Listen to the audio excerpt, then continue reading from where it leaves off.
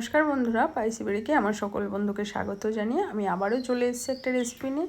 রেসিপিটা হলো কাতলা মাছের মাথা দিয়ে মুড়ো ঘন্ট। বন্ধুরা, আমি এর আগের ভিডিওতেও দেখেছি, অনেক রকম করেই করেছি।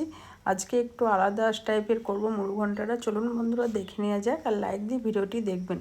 যে বন্ধুরা এখন পর্যন্ত চ্যানেলটাকে সাবস্ক্রাইব করেনি অবশ্যই সাবস্ক্রাইব করে পাশে থাকবেন। চলুন তাহলে দেখে নেওয়া যাক।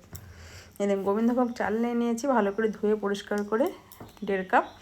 আর এদিকে মাছের মাথাগুলো সুন্দর করে ভেজে নিয়েছি, আলুটাও ভেজে নিলাম। তেল দিয়ে জিরা ফোড়ন দিয়ে দিয়েছি, পেঁয়াজ দিয়ে দিয়েছি। পেঁয়াজ দিয়ে আদা রসুন বাটা, কাঁচা পাকা লঙ্কা বাটা আর জিরা বাটা দিয়ে দিয়েছি, আর একটা টমেটো দিয়ে সমস্ত কিছু দিয়ে ভালো করে নাড়াচাড়া করে নেব। এই দেখুন, ভালো করে নাড়াচাড়া করে মশলাটা একটু ভাজা ভাজা হয়ে গেছে।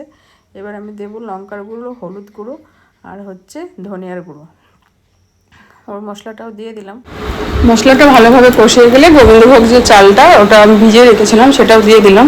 এবার চালটা ভালো করে একটু ভাজা ভাজা করে নেব মশলার সঙ্গে। আর এদিকে মাছের মাথাটা একটু ভেঙে নিচ্ছি, এতে ভালো হবে, এর জন্য মাছের মাথাটাও দিয়ে দিলাম। বন্ধুরা লাইক দিয়ে ভিডিওটি দেখবেন।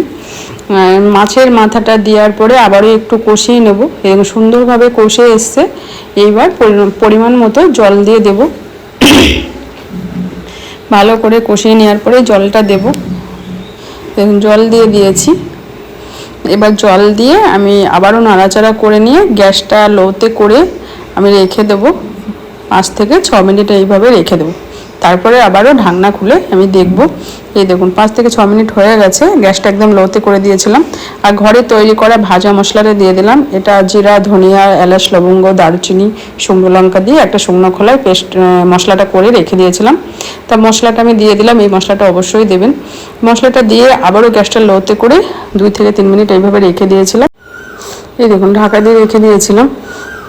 এবার উপর দিয়ে দেব ঘি। বেশ, আমার রান্নাটা পুরোপুরি রেডি হয়ে গেছে বন্ধুরা।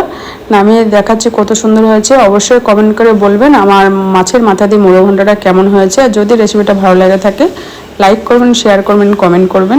পাশে থেকে বেল আইকনটি অবশ্যই ক্লিক করে দেবে। তাহলে বন্ধুরা আজকের মতো এইটুকু। দেখা হবে আরও নতুন রেসিপি নিয়ে। আজকের মতো ধন্যবাদ।